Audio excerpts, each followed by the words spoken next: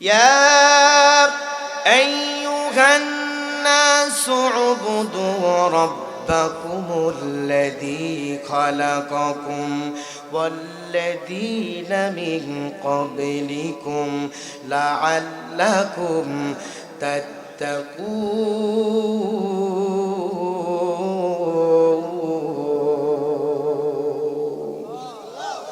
الله বলে ইয়া আইয়ুহান নাস উবুদু রাব্বাকুম, পৃথিবীর মানুষ শোনো, তোমরা তোমাদের রবের ইবাদত করো।